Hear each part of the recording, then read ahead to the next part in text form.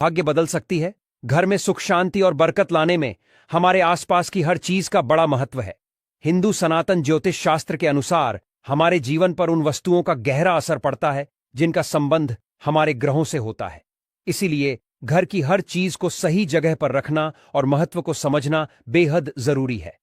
आज हम बात करेंगे पैरों में पहनने वाले चप्पल की। यह हमारे रोजमर्रा के जीवन का अहम हिस्सा है, लेकिन क्या आप जानते हैं कि यह आपकी किस्मत को भी असरित कर सकती है? सही तरीके से रखी गई चप्पलें घर में सुख और समृद्धि लाती है, जबकि लापरवाही से रखी गई चप्पलें दुर्भाग्य और आर्थिक परेशानियों का कारण बन सकती है। भक्तों कहा जाता है कि किसी इंसान की चप्पल देखकर उसकी आर्थिक और सामाजिक स्थिति का अंदाजा लगाया जा सकता है। सही आदतें और चप्पलों की देखभाल न सिर्फ आपके भाग्य को संवार सकती है, बल्कि जीवन को और भी सुखद बना सकती है। तो आइए जानते हैं उन महत्वपूर्ण बातों के बारे में जो चप्पलों से जुड़ी है और जिन पर ध्यान देना बेहद जरूरी है। लेकिन उससे पहले अगर आप चाहते हैं जरूर कर मां लक्ष्मी का आशीर्वाद हमेशा आपके साथ रहे, तो इस वीडियो को लाइक करें, चैनल को सब्सक्राइब करें और कमेंट बॉक्स में जय मां लक्ष्मी हम पर और हमारे परिवार पर कृपा करें। हमारे दुख दूर जरूर लिखें। नंबर 1, टूटी या पुरानी चप्पलें। आपने अक्सर देखा होगा कि कई लोगों के घर में टूटी हुई या बहुत पुरानी चप्पलें पड़ी रहती हैं। लोग इन्हें ठीक करवाने या फेंकने में देर कर देते हैं, लेकिन ऐसी चप्पलें घर में अशांति और नकारात्मक ऊर्जा का कारण बनती है। इसीलिए अगर आपकी कोई चप्पल टूट जाए या बेकार हो जाए तो उसे तुरंत घर से हटा दें। नंबर 2, मुख्य द्वार पर। मुख्य द्वार घर का सबसे महत्वपूर्ण स्थान होता है, जहां से मां लक्ष्मी का आगमन होता है। अगर यहां जूतों और चप्पलों का ढेर लगा रहेगा या गंदगी होगी तो यह मां लक्ष्मी को नाराज कर सकता है। ऐसा होने से घर में आर्थिक तंगी और कष्टों का सामना करना पड़ सकता है। नंबर 3, ईशान कोण में चप्पलें ना रखें। घर के उत्तर पूर्व कोने को ईशान कोण कहा जाता है और इसे बेहद पवित्र समझा गया है। इस दिशा में भगवान का वास होता है। अगर आप इस जूते या चप्पल रखते हैं तो यह अशुभ समझा जाता है। इससे घर में नकारात्मक ऊर्जा फैलती है और दरिद्रता का वास हो सकता है। नंबर 4, चप्पलें सही तरीके से रखें। अक्सर लोग चप्पल उतारते समय उन्हें ऐसे ही फेंक देते हैं, जिससे एक चप्पल दूसरी के ऊपर आ जाती है। यह एक अशुभ संकेत समझा जाता है। ऐसा करने से नकारात्मक ऊर्जा का असर बढ़ा सकता है। इसलिए जब भी चप्पल उतारे उन्हें सही से और व्यवस्थित रूप से रखें। इन छोटी छोटी बातों का ध्यान रखकर आप अपने घर में सुख, शांति और समृद्धि को बनाए रख सकते हैं। यह बातें न केवल आपके जीवन को बेहतर बनाती है, बल्कि आपके आसपास के माहौल को भी सकारात्मक बनाती है। ध्यान रखें, छोटी छोटी आदतें बड़े बदलाव ला सकती हैं। अगर आपकी चप्पल उलटी हो या दूसरी चप्पल पर पड़ी हो तो यह बीमारियों का संकेत समझा जाता है। इसीलिए कोई चप्पल उल्टी दिखे तो उसे तुरंत सीधा कर दे और अपनी चप्पल को कभी भी उल्टा ना छोड़े।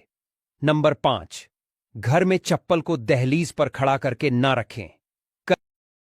फटे या टूटे हुए जूते चप्पल पहनने से कार्य में रुकावट आ सकती है। शनिदेव को फटे हुए जूते चप्पल अप्रिय लगते हैं, जिससे उनकी नाराजगी हो सकती है। इसलिए शुभ पर हमेशा अच्छे और सही जूते चप्पल पहनने की सलाह दी जाती है।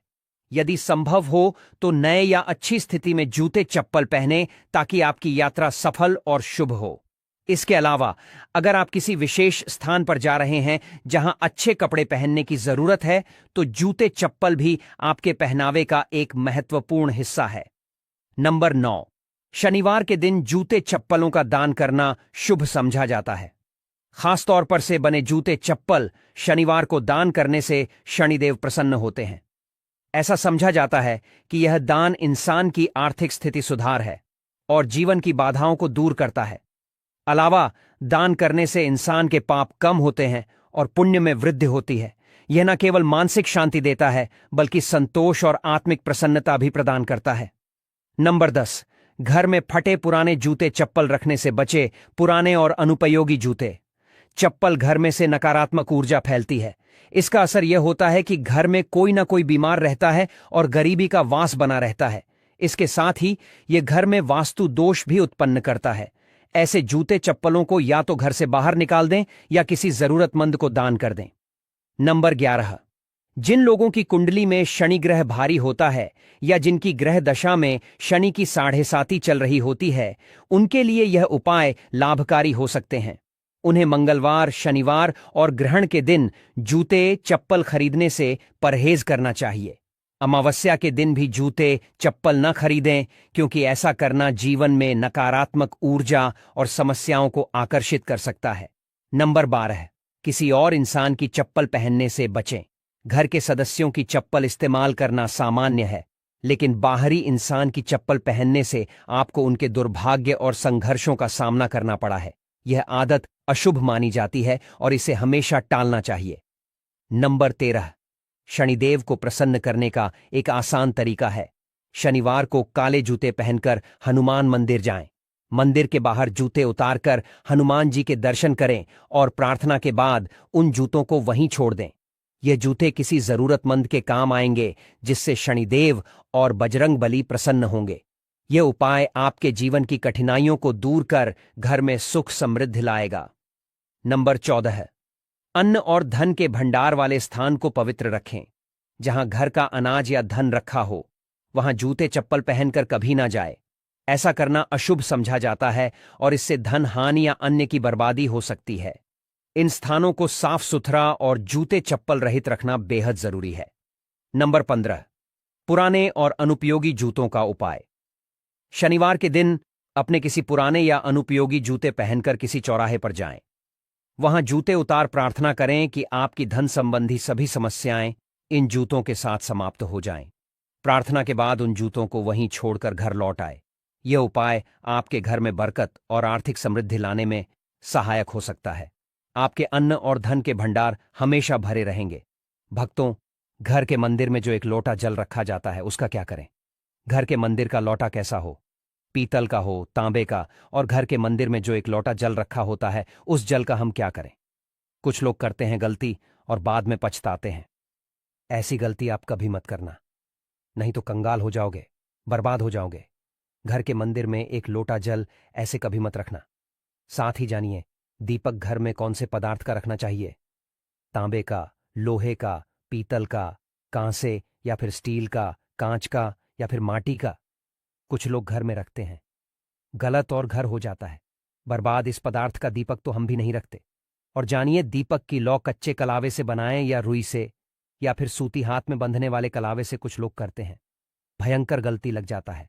पितृदोष, शनि दोष, काल, सर्प दोष, मंगल दोष, भयंकर से भयंकर गरीबी का दोष भी लग जाता है। भक्तों, कुछ लोग यहां पर ऐसे भी होंगे जो इस वीडियो को बीच में ही छोड़ देंगे। अगर इस वीडियो को आपको छोड़ना ही है तो छोड़ देना, परंतु लक्ष्मी जी मां का अपमान मत करना। वीडियो को अधूरा छोड़कर इसलिए आपको घर के मुख्य द्वार पर जल कैसे छिड़कना है, इस कार्यविधि को पूरा ही देखें। आधा अधूरा देखने से समझ लेना आप मां लक्ष्मी का अपमान कर रहे हैं। भक्तों, बहुत समय से आप लोगों के प्रश्न आ रहे हैं कि मुख्य द्वार पर जल छिड़कने का सही समय क्या होता है और सही विधि क्या होती है। किस समय हमें जल छिड़कना चाहिए और क्या मुख्य द्वार पर जल छिड़कने के लिए स्नान करना आवश्यक है या बिना स्नान किए भी मुख्य द्वार पर जल का छिड़काव किया जा सकता है। झाड़ू लगाने से पहले या फिर झाड़ू लगाने के बाद जल छिड़कना चाहिए। और एक और प्रश्न आया है कि क्या पीरियड्स में हम अपने घर के मुख्य द्वार पर जल का छिड़काव कर सकते हैं या मुख्य द्वार पर दीपक दान कर सकते हैं। और जल से ही जुड़ा हुआ एक और प्रश्न है आपका कि घर के मंदिर में जो प्रतिदिन एक लोटा जल रखते हैं, उस जल का हमें क्या करना चाहिए, किस तरह प्रयोग करना चाहिए। क्या हम उसे खाने में प्रयोग कर सकते हैं या फिर हम किसी पौधे में डाल सकते हैं? उस जल का उपयोग किस तरह से होना चाहिए। और कुछ लोगों का कहना यह है कि जब हम मुख्य द्वार पर जल छिड़क हैं तो घर के अंदर की तरफ से जल छिड़क या घर के बाहर की तरफ से जल का छिड़काव करें। इसके बारे में कई लोग शंका में हैं। आज यह शंका भी दूर जाएगी और मुख्य द्वार पर जल छिड़कने से संबंधित आपका अगला प्रश्न है कि कई ऐसे लोग हैं जो कि फ्लैट में रहते हैं, कुछ ऐसे लोग हैं जो किराए के मकान में रहते हैं, एक ही कमरे में रहते हैं, तो उन्हें अपने घर पर मुख्य द्वार पर दीपदान किस तरह से करना चाहिए, जल कहां छिड़कना चाहिए, मतलब वह इस जगह को मुख्य द्वार मानकर वहां पर मुख्य द्वार से जुड़े हुए उपाय करें। तो आज की वीडियो पूरी तरह से आपके पर ही आधारित है। मुख्य द्वार पर जल छिड़कने का सही समय क्या होता है और सही विधि क्या होती है, तो देखिए, अगर आप मुख्य द्वार पर जल छिड़के तो आपको ध्यान रखना है कि जल आप एक दिन पहले ही मत, मतलब रात को सोने से पहले एक पात्र में कोई भी आप पात्र ले सकते हैं। जैसे कि आप एक तांबे का भी पात्र ले सकते हैं। तांबे का ना हो तो आप पीतल का ले सकते हैं, स्टील का ले सकते हैं, चांदी का ले सकते हैं। जो भी पात्र पास उपलब्ध हो, एक लोटे में थोड़ा सा गंगा जल डाल दीजिए और उसके ऊपर शुद्ध जल भर दीजिए। और हां, गंगा जल ना हो तो भी परेशान होने की आवश्यकता नहीं है। सिर्फ शुद्ध जल से भी आप पात्र को भर सकते हैं और उस जल से भरे पात्र को अपने घर की रसोई में रख दीजिए। अब जैसे कि आप अगले दिन सुबह उठकर इस जल का छिड़काव अपने घर के मुख्य द्वार पर करेंगे। अब बहुत से भक्तों के प्रश्न आए हैं कि क्या हम स्नान से पहले यह जल छिड़क सकते हैं या फिर स्नान आवश्यक है। देखिए, मुख्य द्वार पर जो सुबह सबसे पहले जल छिड़का जाता है, जैसे कि जो रसोई में रखा हुआ जल होता है, यह एक तरीके से उपाय के तौर पर किया जाता है। भक्तों, घर में किसी भी तरह की परेशानी हो, किसी भी तरह के दुख दर्द रहता हो, गरीबी हो या फिर कलह क्लेश बहुत अधिक रहता है, मतलब किसी भी तरह की नकारात्मक ऊर्जा से आप परेशान हैं, बहुत समय से परेशानियों में ही गिरे हुए हैं, तो ऐसे में रसोई में रखा जाता है और यही जल घर के मुख्य द्वार पर सुबह उठकर छिड़का जाता है। इस जल के छिड़काव से आपके घर की कोई भी परेशानी हो बहुत शीघ्र समाप्त हो जाती है। इस उपाय को करने से आपके घर में सुख समृद्धि भी आती है, कला क्लेश से भी मुक्ति मिलती है, बीमारियों से भी मुक्ति मिलती है। मतलब देखिए, किसी भी तरह की मानसिक परेशानी हो, शारीरिक परेशानी हो, आर्थिक तंगी हो या आपके घर में कोई वास्तु दोष हो, किसी भी तरह का ग्रह दोष हो, जैसे कि कई ऐसा होता है कि कई लोगों के ऊपर कई तरह के बुरे ग्रह दोषों का असर होता है, जिसकी वजह से घर में परेशानियां हमेशा बनी रहती हैं। तो ग्रह दोषों के असर से भी आपको मुक्ति मिलती है। वास्तु दोष और पितृदोष भी समाप्त होता है। इसके साथ ही जैसे कि बहुत से लोगों के प्रश्न होते हैं कि उनके ऊपर किसी ने कुछ कर करा दिया है, उनके परिवार में किसी भी तरह की पहले कोई परेशानी नहीं थी, लेकिन अभी कुछ समय से लगातार आती ही जा रही है और कोई रास्ता नहीं मिल रहा है परेशानी से निकालने का। तो किसी के भी किए कराए तंत्र मंत्र का असर हो, किसी की बुरी नजर का असर हो, तो भी आपके इस उपाय से, मतलब इस एक लोटा जल से, आपकी परेशानी स्वतः ही कुछ दिनों में समाप्त हो जाती है। तो यह घर की सभी परेशानियों से मुक्ति पाने का रामबाण और सबसे सरल, सबसे आसान उपाय होता है जो हमारे सनातन शास्त्रों में है। तो आप अपनी घर की रसोई में एक लोटा जल रखे रात में भरकर और प्रातःकाल जल्दी उठकर उसी जल से अपने घर के मुख्य द्वार को धोते हैं तो कोई समस्या नहीं है। लेकिन इस जल का छिड़काव घर के मुख्य द्वार पर सूर्योदय होने से पहले हो जाना चाहिए। अब भक्तों, जैसे आपका अगला प्रश्न है कि क्या हमें स्नान करके इस जल का छिड़काव अपने घर के मुख्य द्वार पर करना चाहिए या फिर बिना स्नान किए भी कर सकते हैं। देखिए, यह जो हम है, मतलब यह एक उपाय होता है, तो इसे हम स्नान करने के बाद नहीं करते। सुबह जल्दी उठते हैं और उठकर सबसे पहले घर की रसोई में जाएंगे। उसके बाद उस जल को लेकर आप घर के मुख्य द्वार पर जाएंगे। मुख्य द्वार खोलकर, मतलब मेन गेट खोल दीजिए और उसके बाद मुख्य द्वार पर इसी जल का छेद दीजिए, छिड़काव कर दीजिए और जल का छिड़काव करते समय अपने पितरों का ध्यान कीजिए, मां लक्ष्मी का ध्यान कीजिए, क्योंकि कहा जाता है कि सुबह सुबह मां लक्ष्मी प्रत्येक द्वार पर आती है, सबके द्वार पर आती है। जिनके भी द्वार खुले होते हैं, जिनके घर में जल का छिड़काव मुख्य द्वार पर हुआ रहता है, उसके घर में प्रवेश कर जाती है। तो महालक्ष्मी का अपने मन में ध्यान कीजिए और एक तरह से प्रार्थना कीजिए, हे मां लक्ष्मी, आप मेरे घर में प्रवेश करें, मैं आपका स्वागत करने के लिए तैयार हूं। और इसके बाद अपने पितरों का ध्यान कीजिए, क्योंकि हमारे घर की दहलीज होती है, वहीं पर पितरों का वास समझा जाता है। तो जब आप दहलीज पर जल के छींटे देते हैं तो आपके पितर बहुत प्रसन्न हो जाते हैं और उनका आशीर्वाद भी आपको हासिल होता है। तो सुबह जो आप जल छिड़के, इसके लिए स्नान करने की आवश्यकता नहीं है, बिना स्नान किए भी कर सकते हैं। भक्तों, वीडियो में आगे बढ़ने से पहले आपसे छोटा सा निवेदन है कि कमेंट बॉक्स में जय मां लक्ष्मी जरूर लिखें। महालक्ष्मी जी, जो भी भक्त इस वीडियो को देख रहा है, उसके घर में सुख समृद्धि आए, उसके घर में कोई भी परेशानी नहीं आए और पूरा परिवार सुख शांति से अपना जीवन यापन करे। भक्तों, अगर तुम में से कोई महालक्ष्मी जी को मानता है, तो अगर सच में ही भक्त हैं, आप इस वीडियो को लाइक कर कमेंट बॉक्स में एक बार जय मां लक्ष्मी लिख देना और उसके मन में जो भी मनोकामना है वह पूरी कर देना। अब भक्तों, आपका अगला प्रश्न है कि क्या झाड़ू लगाने के बाद हमें जल का छिड़काव करना चाहिए या फिर झाड़ू लगाने से पहले भी जल का छिड़काव कर सकते हैं। तो जैसे मैंने आपको पहले ही बताया था कि उठने के बाद सबसे पहला कार्य जो आपको करना है वह जल का छिड़काव ही करना है, उसके बाद आप झाड़ू लगा सकते हैं। लेकिन एक चीज का ध्यान रखिए, जब हम सोकर उठते हैं तो सबसे पहले बिस्तर पर बैठे हुए ही अपने दोनों हथेलियों को जोड़कर और दोनों हथेलियों को सामने से जोड़कर पूरी हथेली को देखा जाता है। उसमें मां लक्ष्मी का ध्यान किया जाता है। उसके साथ ही 5 देवताओं दान किया जाता है, होने लग जाते हैं और आपस में समन्वय होने लग जाता है। घर से कलह, क्लेश और भेद हमेशा के लिए समाप्त हो जाते हैं। और घर के मंदिर में रखे हुए जल का अगला उपाय क्या है? देखिए, अगर आप कोई दुकान करते हैं, कोई व्यापारिक स्थल है, आपका तो प्रतिदिन इसी जल में से थोड़ा सा जल ले जाकर दुकान पर व्यापारिक स्थल पर छिड़काव कीजिए। इससे आपका काम बहुत अच्छा चलता है। मतलब किसी भी तरह की परेशानी आपके व्यापारिक स्थल पर नहीं आती है, क्योंकि जैसा मैंने आपको बताया, यह जो जल होता है बहुत शक्तिशाली होता है, बहुत सकारात्मक होता है। अब घर के मंदिर में रखा एक लोटा जल शक्तिशाली और सकारात्मक से भरा क्यों होता है? क्यों इसमें सकारात्मक ऊर्जा का भंडार होता है? आइए जानते हैं। देखिए, जल जो होता है अमृत हुआ, मीठे फल हुए, भोजन हुआ, अनाज हुआ, उससे भी बढ़कर समझा जाता है। देवी देवता आपके दिए हुए इसी जल को ग्रहण करते हैं। घर के मंदिर में एक लोटा जल रखना उतना ही जरूरी है जितना आप सुबह, दोपहर, शाम का भोजन करते हैं। जब हम भगवान की पूजा करते हैं और तांबे के पात्र में या पीतल के पात्र में एक लोटा जल जरूर रखते हैं। जल जो होता है सागर रूपी होता है और यही सागर आपकी नया पार लगता है। घर के मंदिर में एक जल रखने का कारण एक और यह होता है कि जो लोग भगवान को डेली भोजन नहीं करा सकते, तो वह घर के मंदिर में एक लोटा जल रखते हैं ताकि भगवान इसे ग्रहण करें और यह जल रूपी प्रसाद इसके अगले दिन, यह सुबह के समय, आप प्रसाद समझकर ग्रहण करें। लेकिन याद रहे, घर के मंदिर में रखा लौटा जल कभी भी तुलसी में अर्पित नहीं करना चाहिए। उसके लिए आप अलग से तांबे के पत्र से तुलसी में जल अर्पित कर सकते हैं, क्योंकि यह जल सभी देवी देवता ग्रहण करते हैं, तो इसीलिए तुलसी में डालना वर्जित है।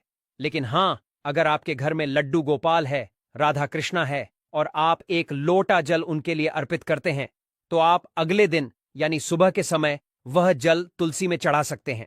घर के मंदिर में जो एक लोटा जल रखा होता है, उसके अगले यानी सुबह के समय आप इस जल से अपनी आंखें जरूर धोया करें। इससे आंखों में रोशनी बढ़ती है और आंखों में जितनी भी बीमारी आ जाती है वह दूर होती है। सनातन शास्त्रों के अनुसार जो लोग घर के मंदिर में एक लोटा जल भरकर नहीं रखते, तो उनके घर में अकाल पड़ जाता है, घर कंगाल हो जाता है, बर्बाद हो जाता है, परिवार में मुसीबतें आ जाती हैं और गरीबी का आगमन हो जाता है। आप चाहे तो एक लोटा जल में पुष्प आदि डालकर रख सकते हैं, बहुत ही शुभ समझा जाता है। घर के मंदिर में जो जल रखा जाता है, उससे हम और क्या कह सकते हैं? आइए जानते हैं। तो इस जल का छिड़काव करने से बहुत सारी परेशानियां अपने आप ही समाप्त हो जाती हैं।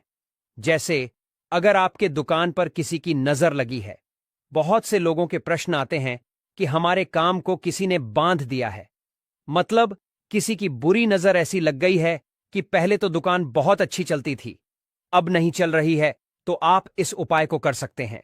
निश्चित ही बहुत जल्द ही आपको परेशानियों से मुक्ति मिल जाती है और दिन दुगनी रात चौगुनी आप व्यापार में तरक्की होती है। और हां, घर के मंदिर में रखे हुए जल को आप अपने घर की रसोई में खाना बनाने में, पीने में भी प्रयोग कर सकते हैं। लेकिन खाना बनाने में प्रयोग तभी कीजिए जबकि आपके घर में बिल्कुल सात्विक भोजन बनता हो। मतलब लहसुन प्याज अगर आपके घर में बनता हो तो खाना बनाने में इस जल का प्रयोग नहीं किया जा सकता है। फिर आप इस जल को थोड़ा थोड़ा परिवार के सदस्य मिलकर ग्रहण कर सकते हैं और बचे जल को आप अपने घर में पौधों में डाल सकते हैं। तो देखिए, ऐसा नहीं है कि घर के मंदिर पर रखा हुआ जल बेकार होता है, किसी काम का नहीं होता है। बहुत सारे उपयोग इस जल के होते हैं। अगर हम सही तरीके से प्रयोग करें तो अपने जीवन की बहुत सारी परेशानियों का समाधान मात्र इस एक लोटा जल से हम कर सकते हैं। तो ध्यान रखिए कि मंत्रों से अभिमंत्रित जल बहुत महत्वपूर्ण होता है, बहुत शक्तिशाली होता है। हमारे घर के मंदिर पर रखा हुआ जल देवताओं का आशीर्वाद होता है, क्योंकि पूरे समय वह देवताओं के पास होता है। देवी देवता वहां पर रहते हैं, तो उस जल में हर तरह की शक्ति समाहित होती है, जो कि सकारात्मक शक्तियां होती हैं और इस जल का प्रयोग अगर हम सही तरीके से करते हैं, मतलब उसको पीने में करते हैं, खाना बनाने में करते हैं, घर में जल का छिड़काव करने में करते हैं, तो इससे हमारी का समाधान होता है। और अगर कोई भी कार्य नियमित तौर पर मतलब प्रतिदिन किया जाता है तो उसका हमें लाभ हासिल होता है। कभी कभी करेंगे तो निश्चित ही आपको उतना लाभ दिखाई नहीं देगा, लेकिन अगर आप नियम बना लेंगे कि हर रोज उसी जल से घर में छिड़काव करना है, घर में प्रत्येक व्यक्ति को थोड़ा थोड़ा पीने के लिए देना है, बचे हुए जल को पौधों में डाल दीजिए, दुकान पर छिड़क दीजिए, अपने घर के पारिक स्थल पर छिड़काव कीजिए, बच्चों की किताबों की जगह में, अपने घर की तिजोरी में, हर जगह इस जल का छिड़काव कीजिए और नियमित तौर पर कीजिए। चमत्कार आपको निश्चित ही देखने को मिलेगा।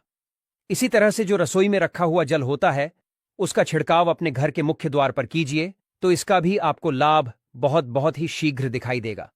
लेकिन इसे अपने रूटीन में शामिल करना होगा, प्रतिदिन नियम से यह कार्य करना होगा, तब आपको लाभ देखने को मिलेंगे। और हां, कई लोगों के प्रश्न आते हैं कि घर के मंदिर पर जो रखा हुआ जल होता है तो जब हम अगले दिन उठाते हैं तो उसमें कई बार कुछ चीजें पड़ जाती हैं, कोई कीड़े मकोड़े पड़े जाते हैं क्योंकि खुला होता है, तो क्या हम उसे ढक सकते हैं? जी हां, बिल्कुल ढक सकते हैं। जब आप पूजा करते हैं सुबह के समय, तो जब तक पूजा कर रहे हैं, जब तक मंत्र उच्चारण कर रहे हैं, तब तक जल खुला रखिए। और उसके बाद जैसे कि आप पूजा पर है तो उससे पहले जल को किसी भी प्लेट से या कटोरी से ढक दीजिए। फिर जब आप अगले दिन उस जल को उठाएंगे तो बिल्कुल शुद्ध और साफ सुथरा जल आपको मिलेगा, और उस जल का प्रयोग आप अपने किसी भी कार्य में कर सकते हैं। और भक्तों, आप जब भी घर के मुख्य द्वार पर जल छिड़काव करें तो गणेश जी भगवान का यह मंत्र जरूर बोले, और जो हमने आपको वीडियो में बताया है उसे ध्यानपूर्वक अच्छी तरह समझकर अपने घर के मुख्य द्वार पर जल का छिड़काव करें। भक्तों, अब जानते हैं दीपक किस पदार्थ का होना चाहिए, लोहे का, तांबे का, पीतल का, कांसे का, या फिर स्टील का, या माटी का, या कांच का। आखिर घर में कौन सा दीपक शुभ समझा जाता है? रखना, अगर गलती से भी घर में गलत पदार्थ का दीपक रख लिया है तो पूरा घर अस्त व्यस्त हो जाएगा, कंगाल हो जाएगा, बर्बाद हो जाएगा। भक्तों देखिए, स्टील के दीपक में पूजा करना घर में शनि को कुपित करता है। घर में लोहे के दीपक पूजा नहीं करना चाहिए, घर बर्बाद हो जाता है, गरीबी आ जाती है। बाजार में लोगों को लुभाने के लिए कांच के दीपक भी आ गए हैं। बिल्कुल भी गलती से भी घर ना लाएं, नहीं तो राहु केतु आपके घर चले आएंगे और घर बर्बाद हो जाएगा। कांच का दीपक शनि और राहु को नाराज करता है, इससे निकली लौ घर में तबाही ला सकती है। कांच का गर्म होना घर में रोग दोष परेशानी उत्पन्न होती है। कच्चा कलवा तथा रुई का दीपक ही जलाना सबसे अच्छा समझा जाता है। जो लोग सूती जो हाथ पर बांधा जाता है, कलवा उससे लौ की बाती बनाते हैं, तो उस घर में परेशानी और गरीबी आ जाती है। हुई और कच्चा कलवा ही शुभ समझा जाता है। तांबे का दीपक, पीतल का दीपक, माटी का दीपक धन की देवी मां लक्ष्मी को आकर्षित करता है। घर में कोई और दीपक नहीं लाना चाहिए।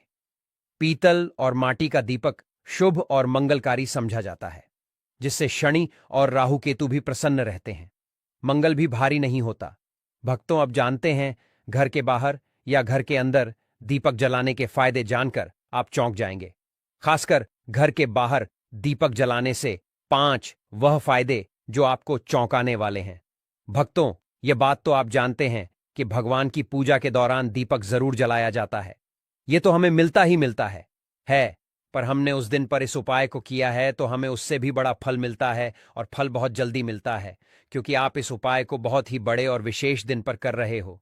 तो चलिए अब उपाय के बारे में बात करते हैं। उससे पहले आप लोगों को यह जानना आवश्यक है कि आखिर यह उपाय किस समय करना है, किसको करना है और कैसे करना है। तो चलिए हम आगे आपको वीडियो में एक एक करके बता देते हैं। लेकिन उससे पहले अगर आप लोग हमारे चैनल पर पहली बार आए हैं या फिर मेरी आवाज आज पहली बार सुन रहे हैं, तो हमारे चैनल को सब्सक्राइब जरूर कर लेना, और इस वीडियो को लाइक करके कमेंट बॉक्स में जय मां लक्ष्मी जरूर टाइप कर देना।